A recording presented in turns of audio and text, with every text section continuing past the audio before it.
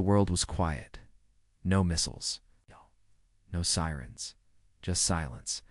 But everyone knew they had come. Above Earth, 10 huge alien ships blocked the sky. They floated like silent gods, watching. All governments stopped fighting. Enemies became allies. The world stood together for the first time. They sent a message to Earth. "Give us your top warrior, or we destroy your planet." People screamed. Who were these aliens? What did they want? No one knew. But the leaders had only one choice. They called Commander Lyra Kane. Lyra Kane was not just a soldier. She was a legend. She had led missions on Mars, stopped a mutiny on Europa, and survived 3 assassinations. She was calm, cold, and always one step ahead. Now, Earth needed her again. She stood on the landing field in her black armor. No fear, no anger. Just a soft smile. Reporters pushed through the fence. Cameras flashed. People chanted her name. Lyra, Lyra. But she didn't wave. She didn't speak. A small alien pod landed in front of her. The door opened. No guards. No welcome. Just a silver chair inside. She stepped in without a word. The door closed. The pod rose and flew toward the mothership. Earth watched in silence. Inside the ship, it was cold and quiet. No chains, no weapons, no questions. A tall alien stood, waving long arms, gray skin, black eyes. "You are not afraid?" it asked in a deep voice. Lyra shook her head. "No. I came as you asked." "Wait." The alien tilted its head. "Strange." "Psst. Others." "Scream, you smile." Lyra said nothing. "Follow me," it said. They walked through long silver halls. Every wall glowed with soft blue light. Lyra saw other prisoners, strong men, tall women, creatures from other worlds. All looked broken. Some cried. Some banged on the walls. One even tried to bite a guard. Lyra just kept walking. They brought her to a round room. In the center, a glowing chair. Not for comfort, for control. The alien pointed. "Sit." She did. The chair locked her arms and legs. "We will study you." It said, "You are not here to fight. You are here to teach us." Lyra smiled again. "You picked the wrong teacher." The alien said nothing. It pressed a button. The room turned dark. Back on Earth, people waited for news. For days there was nothing. Then one day a video message appeared on every screen. Lyra was in it. She sat calmly in the alien chair. Her hands were free now. Her voice was clear. "I am safe," she said. "Do not fear. They will not hurt Earth." People cheered, but something was strange. She smiled. Too much. Her eyes moved left and right like she was reading something. Off screen. And at the end of the message, her fingers moved. 5 taps on her knee. Old soldiers watching knew what it meant. Code. Hidden message. She was not free. On the alien ship, the guards watched Lyra carefully. She was too calm, too quiet. One night a guard walked past her cell and stopped. She was meditating, eyes closed. Breathing slow, he stared. Then she opened her eyes and said, "Softly, you think you control me, but I let you take me." The guard frowned. "Why?" She leaned close to the glass. "Because you wanted Earth's strongest weapon." She tapped her head, "But you forgot. The mind is more dangerous than the sword." The lights flickered. The ship shook. Sirens began to scream. The ship shook. Red lights flashed across the ceiling. Alarms screamed through the metal halls. Guards ran in all directions, confused. Some shouted orders. Others raised weapons. No one could find the problem. And in the middle of it all, Lyra Kane sat quietly in her cell, her hands resting in her lap. Her eyes were half closed, calm. The lights returned to normal. The alarm stopped. A voice echoed over the intercom. "False alarm. Energy system error. No threat detected." But Lyra smiled, because she knew it wasn't an error. It was a message from her. Hours later, 2 large guards opened her cell door. "Stand," one said. Lyra stood without a word. They led her through the ship, deeper underground. No windows, just dark metal halls and green lights. As the air felt heavy, warmer, she saw other prisoners being led as well, big warriors from many species. One had 4 arms, another had red skin and sharp teeth. Most looked ready for battle, but none of them looked at Lyra. Not yet. They entered a huge underground arena, circle of sand surrounded by black walls and glowing symbols. Above, strange alien faces watched from seats made of crystal. VIPs from different galaxies. At the center, a tall figure stood on a platform. His golden armor reflected the lights. He raised his hand. "I am High Warden Vex," he shouted. "Today your first fight begins. Those who win live. Those who lose are erased." No one cheered. This was not for fun. This was a test. A blood test. Lyra was pushed into the center with 3 others, one tall, insect-like female, one reptile with glowing scales, and one silent man with dark gray skin and black eyes. A voice thundered. "Fight!" The reptile charged first, swinging a heavy blade toward Lyra. She stepped aside with ease. No panic, no fear. The insect warrior leaped, claws flying. Lyra ducked, rolled, and let the attacker hit the reptile by mistake. Blood sprayed on the sand. The audience gasped. Lyra didn't raise a hand to strike. She just moved, smart, fast, controlled. The man with black eyes stood still. He didn't attack Lyra, he just watched.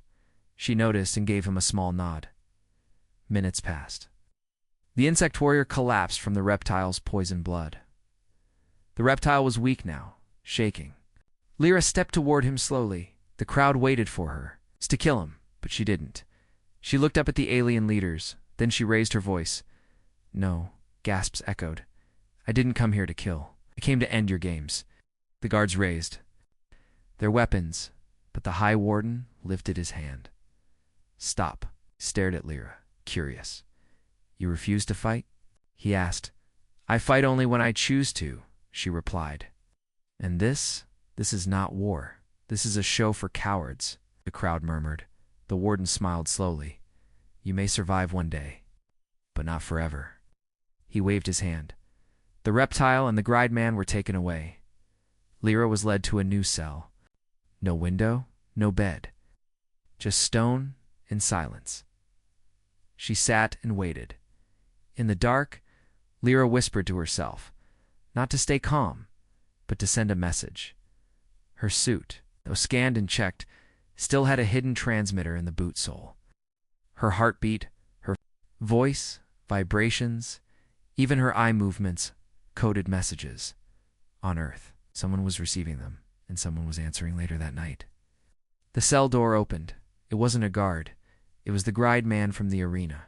No chains. No weapon. He stepped inside and closed the door behind him. Lyra stood slowly. "Who are you?" he asked. He looked around, then spoke in a strange robotic voice. "I am called Nero. I am not from their empire. I have watched you. You are different." "So, are you?" Lyra said. He nodded. "You didn't fight to win. You moved to teach." She nodded back and smiled. "It's starting to work." The prison was built to break warriors. Thick walls, no light, no clocks, just hunger, silence, and fear. But Lyra Kane was not afraid. Inside her new stone cell, she stayed still. She didn't scream, she didn't beg. Instead, she waited.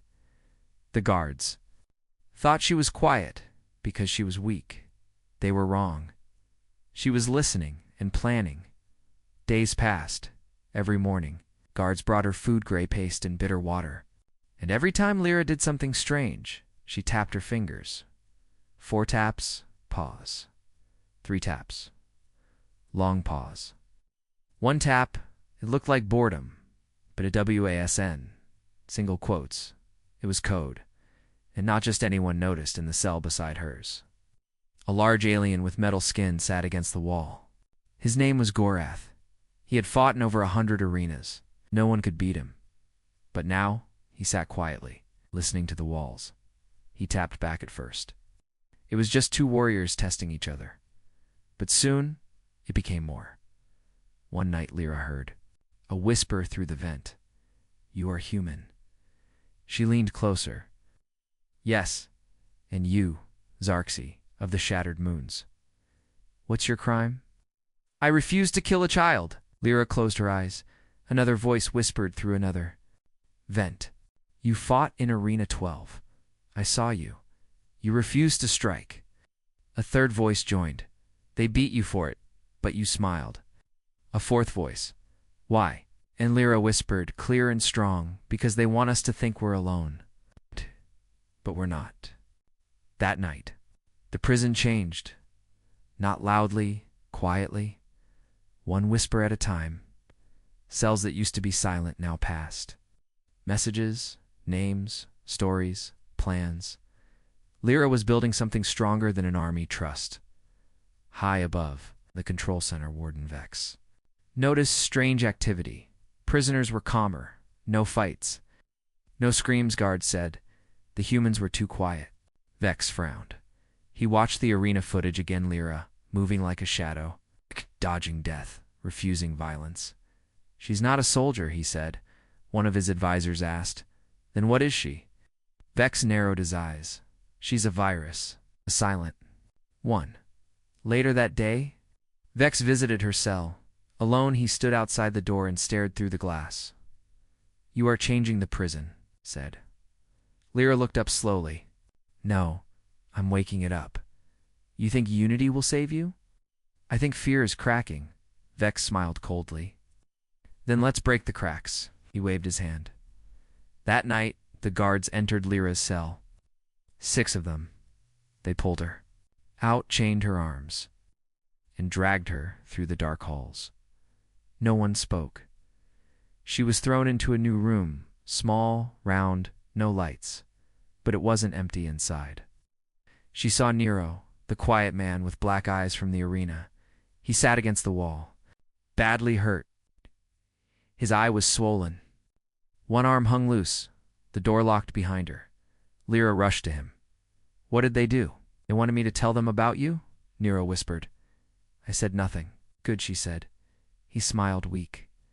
"They're afraid of you. They should be." Lyra leaned close. "I'm not the threat they think." He looked up. "Then who is?" She tapped the wall with one finger.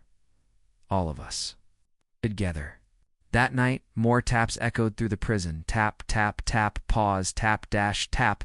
A message spread across 10 blocks. "Tomorrow, it begins." In a quiet lab on Earth, hidden deep underground, Dr. Amelia Voss stared at her screen. The signal had returned. It wasn't noise. It was intelligent. A low-pitched pulse came through the speakers. Then 3 soft beeps. Then silence. But Amelia knew the pattern. She had seen it once before. From Lyra Kane. Months ago, before the aliens came. Lyra had worked with Amelia on a secret project, Echo thought. It was an experiment to send messages not with tech, but with BRAINWAVES. It had never worked until now. Amelia replayed the signal. It sounded like static, but to her it was clear. "I am not alone. The cage is cracking." Her hands trembled. The message wasn't just a status update. It was a warning. Back in the alien prison, deep inside the cold metal planet, Lyra stood with Nero in their dark cell. He was healing slowly. His strength was returning, and now it was. Time to test the real plan. "Are you sure this will work?" Nero asked. Lyra nodded. "They're monitoring everything. They're too proud. They think humans are weak. They didn't protect their systems from low-frequency thoughts." She sat on the floor, closed her eyes, and focused. Her heartbeat slowed. She tapped her fingers in a rhythm only Amelia would recognize. 1.2. Pause. 3. Then she thought of the Earth, her home, and sent her message without speaking. Elsewhere.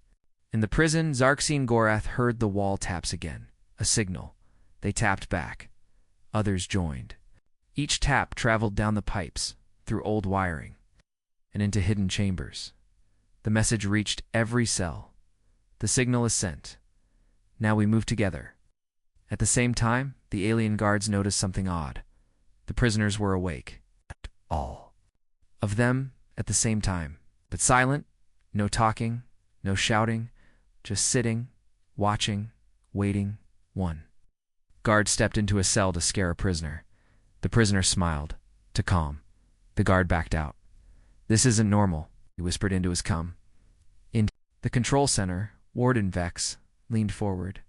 Cameras showed cell after cell filled with still, quiet prisoners. "Something is wrong," he said. "They're planning something." An officer replied, "They're unarmed. They can't organize. They can't escape."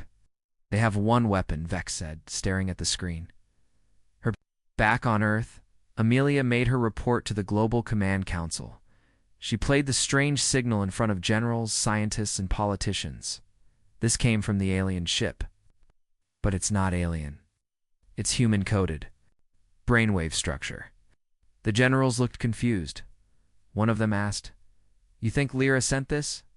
"Yes," Amelia said. "She's not just surviving. She's doing something bigger." Another general leaned forward. "Can we reach her?" Amelia shook her head. "No, but she's telling us something. Don't attack.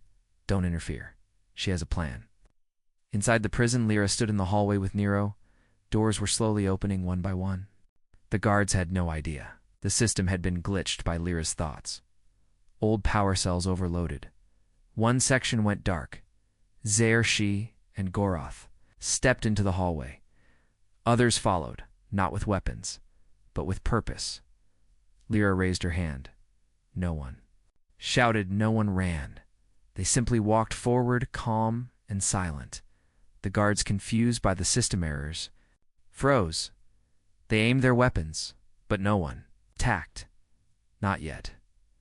That was the secret. Lyra's army was not built for war. It was built for control. One prisoner whispered. "What do we do when we reach the command center?" Lyra answered without turning. "We don't take the system. We make them give it to us." The alien capital Verx Prime once stood as a symbol of strength. Its silver towers touched the clouds. Skies were full of warships. Streets never slept, patrolled by soldiers in black armor. But now, everything was quiet. Shops were. Closed doors were locked. Civilians watched from windows, afraid to speak, because rumors had reached them. Whispers. The human leads them. The prisons have fallen. Even the soldiers listen to her now. Inside the palace Empress, Thalora sat on her throne of glass and gold. She was the mind behind the warden system, the architect of the prisons, the one who gave the order to take Earth's top warrior. Now, her empire was collapsing from the inside. She slammed her fist on the control panel. "Where's Warden Vex?" "He is not responding, Your Grace," her advisor said quietly. She stood, his eyes burning. "Then I will speak to the human myself." Above the prison planet, a communication signal reached Lyra Kane's command tower. Zarxi looked at the screen. It's her. The Queen. Nero stepped beside him. "Want me to block it?" Lyra shook her head. "No." She stepped forward and pressed accept. The screen lit up with the face of Empress Thalera. "Proud, powerful, you are bold, human," she said. "But you are still trapped. One push of a button, and I'll erase your planet." Lyra didn't flinch. "You won't," she replied. Thalera leaned forward. "And why is that?" "Because your soldiers are listening to me now. Your prisoners. Follow me, your people. Are starting to believe me." She paused. "And deep down, you believe me too." The Empress's face changed. For the first time, she looked unsure. "You think I'll surrender to a human girl?" she hissed. "Don't need your surrender," Lyra said. "I already have your people. All that's left now is your fall." Lyra ended the call. Zarxi looked at her. "So, what now?" Lyra smiled. "Now we give her a stage." Minutes later, every screen across the Empire lit up, from prison ships to city towers. People saw the same thing. A live broadcast from the command tower, and on that screen stood Lyra Kane, Earth's captured warrior, now the most powerful voice in the stars. Her message was short, clear and simple. I am not your enemy. I was never meant to fight your people. I was taken because I was Earth's strongest weapon. But I am not a weapon. I am a reminder that every empire built on fear will fall. You don't need to bow. You need to stand. And when you do, no one, not even a queen, can stop you. Words rippled like fire through the galaxy. Civil workers stopped working, laronking. Soldiers refused orders. Entire ships changed sides. Warden Vex tried to retake one prison colony. His forces never landed by the time he reached Ferex Prime. It was already too late. Inside her throne room, Empress Thalora watched the towers fall one by one. Her advisors fled. Her systems crashed. One ship remained loyal, her escape vessel. She reached for the door, found Lyra already standing there. How? The Empress stepped back. You're not supposed to be here. I wasn't supposed to survive. Either, Lyra said, and yet, here we are. The Empress raised her hand to strike, but paused. Lyra wasn't holding a weapon. She just looked at her.com. Ready? Sure. That scared Thalira more than anything else. Do it, Thalira, whispered, ended. Lyra shook her head. No. She turned and walked away. The guards outside stepped in, but not to protect the queen. They arrested her. Without violence, without words, the Empress of 1,000 worlds was taken down. By her own people. Xerxes' voice came through Lyra's. Come, it's done. Gorath added. Every major prison is now free. The warden system is gone. Nero's voice was last. They're waiting for your next command. Lyra stood under the stars, her eyes on the horizon. No more commands, she said softly. Let them choose. That's what freedom is. The galaxy was quiet, not because it was at peace, but because everyone was listening. No more orders from the warden system. No more screaming from the prison mines. No more fear in the cities. The Empress was gone. Her systems collapsed. Her soldiers had put down their weapons, and at the center of it all stood Lyra came, the warrior they had stolen from Earth, thinking she was a soldier. ... But she had never been the real threat in a broadcast tower once used for controlling slaves. Lyra now sat before a plain console.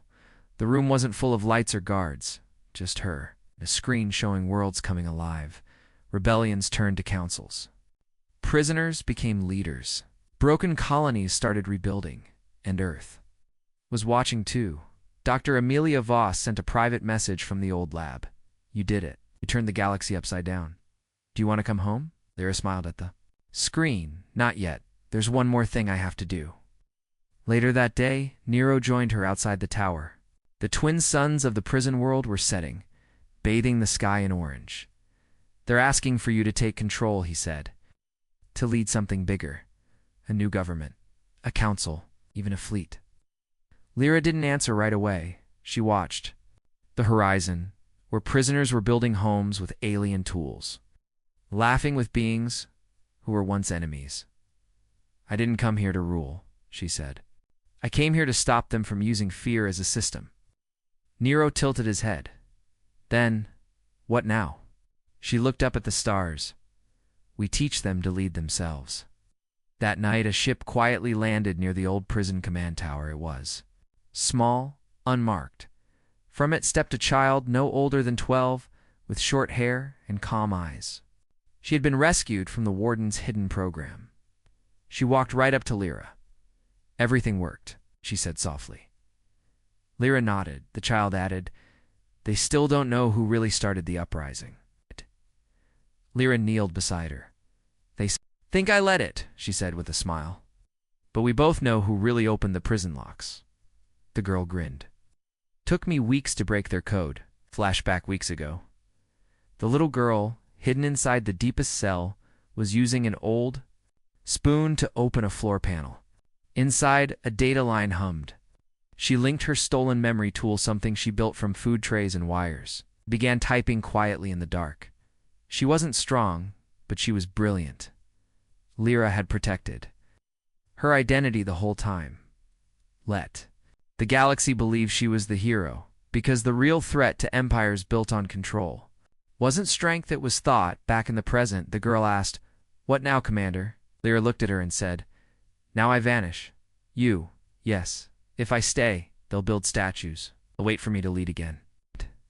And that would be another kind of control." The girl looked sad. "But don't worry," Lyra said, placing a hand on her shoulder. "You'll be here, watching, guiding." She pointed toward the stars. "There are more prisons out there. Hidden ones. You'll help them find their way out." The girl nodded. Lyra boarded a small pod later that night. Only Nero knew where she was going. Maybe back to Earth. Maybe somewhere no one could find her. She left no speech, no final message, just a recording saved in the council towers of every liberated world. Freedom isn't given, it's chosen. You don't need a hero, you need a mirror. Look into it, then lead yourselves. Years passed. The story of Lyra Kane spread across stars like fire in dry grass. Some said she became a wanderer, some said she died. Others said she's watching every system from the shadows. It's helping only when needed. But the truth was simpler. Lyra Kane proved one thing. You can break bodies, but you can't control a free mind. Lyra Kane didn't need guns. She had already taken the first tower using nothing but silence.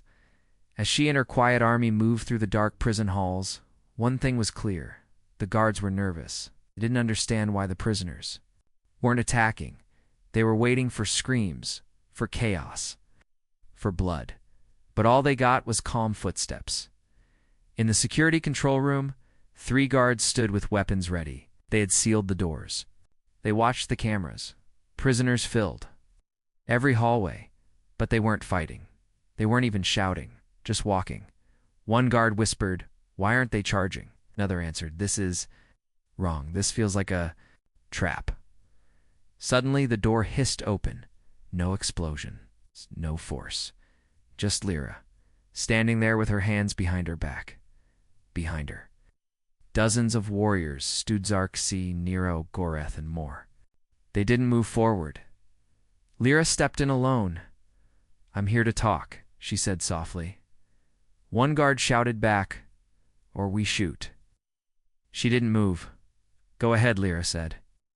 "But every system in this facility is already cracked. Every control panel, every energy lock. Shoot me, and the prisoners behind me will shut it all down." With a single command, "Fight." The guards stared. "How?" one asked. Lyra smiled. "You made the mistake of locking up thinkers and fighters in the same place. Back on Earth." Dr. Amelia Voss stared at her console. New data was coming in. Alien systems once silent were now responding to unknown signals. Not Earth signals, human brainwave echoes. She ran a scan. The pattern wasn't from a machine. It was from Lyra's mind. In the alien capital, Warden Vex smashed his fist into a glass screen. "Block her brain. Out. Shut down all frequency monitors." An officer replied, "We can't. She's not sending radio waves. She's sending ideas." Vex growled, then shut off every cell. Every vent. Cut the air. Another officer spoke, trembling. "Sir, the prisoners aren't trying to escape." Vex turned sharply. "What?"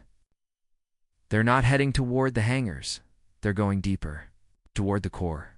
Deep in the prison, Lyra and her group moved downward, hall by hall, room by room. No blood. No resistance. They reached the main power chamber, a glowing sphere of light and energy that powered the entire facility, perhaps even the nearby alien cities. 2 engineers stood at the entrance. Hands up, Lyra walked past them and placed her hand on the control panel. "Open access." She said. The system beeped. "Access granted." Zarxi stepped forward. "You hacked it?" Lyra shook her head. "No, I didn't need to. They designed this system to recognize leaders, and now it thinks I am one." Vex watched the feed from the power core. Lyra stood beside it like a queen beside her throne. "They're not prisoners anymore," an aide whispered. "They're occupiers." Vex turned, furious. Then it's time to use the final measure. Aide hesitated. You mean yes? Vex said. Oh. The PS's shatter protocol. Wipe her mind clean. Back at the core, an alarm blared. The lights blinked red. Lyra's body shook suddenly. She fell to one knee. Her team rushed to her. What's happening? Nero asked. They're trying to break into her mind, Xerxes said. They're attacking her with a mental weapon. Lyra held her head, breathing hard, but she didn't scream. She whispered, I'm still here. She closed her eyes and focused. In her mind, she saw a storm, waves of fear, blinding light, screams, images of war and death. It was trying to make her forget who she was, to crush her with memory and pain. But she reached inside her mind and found silence. Not weakness, clarity. She stood up slowly, eyes wide open, the red. Light stopped. The alarm went silent. She looked at her team. I've seen what they fear, she said. And it's not our weapons. It's our minds, our unity, our will. Xerxes looked at the glowing core. What now? Lyra gave a soft smile. Now we show them. The prison core glowed like a sun trapped in a cage. Lyra Kane stood at its heart-calm, tall eyes bright with purpose. Behind her, prisoners from over 20 worlds waited. They weren't just fighters anymore. They were followers. And Lyra was no longer a prisoner. She was becoming a leader of a movement, far above the prison. Warden Vex watched from his warship. She survived the PS's shatter, he asked, his voice sharp with disbelief. Yes, Warden, a nervous officer replied. She resisted the mind weapon. Vex clenched his fists. Then she is more dangerous than we thought. Another officer interrupted. Sir, there's something else. She's not trying to escape. Vex turned. What? She's not fleeing? She's reorganizing, rewiring systems. She's building something, Vex whispered. She's turning our prison into a fortress. Back underground, Lyra worked quickly. Nero, Xerxes, and Goroth stood guard while engineers once prisoners linked old wires, rerouted power, and connected communication arrays. She's doing it, Xerxes whispered. She's taking the whole system, Nero asked. Why not just run? Escape? Lyra looked up from the panel. Because if we run, they'll rebuild. If we fight, they'll return stronger. She paused, her voice steady. But if we replace them, ... we end it. Within hours, every cell door opened. Prisoners were given a choice. Fight blindly, or follow a purpose. Most followed. They were tired of war. Tired of blood, Lyra gave them something else, hope back on Earth. Dr. Amelia Voss received a second signal clear. This time it wasn't a warning. It was a declaration. Do not interfere. The uprising has begun. And it is not just ours, it is theirs too. She played it for the Earth Council. A general asked, Are you saying Lyra is leading a rebellion across alien worlds? No, Amelia said. She's leading a revolution of the forgotten. In the alien capital, alarms screamed. Civil unrest was spreading to other planets. Labor colonies refused orders. Outer troops stopped responding. Warden Vex's empire was starting to crack. He sent ships to retake the prison, but they arrived too late. When their dropships landed, they found armed guards waiting. Former prisoners in control of towers and turrets. Not wild, not savage. Organized, the invaders were confused. Who trained them? No one had to answer. They all knew. Lyra Kane. Inside the command room, Lyra stood before a glowing table. Maps. Ship signals. Troop movements all under her control now. Nero stepped beside her. It's done, he said.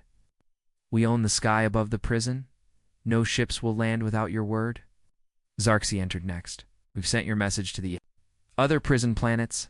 Some have already revolted. They're asking for your leadership. Lyra closed her eyes.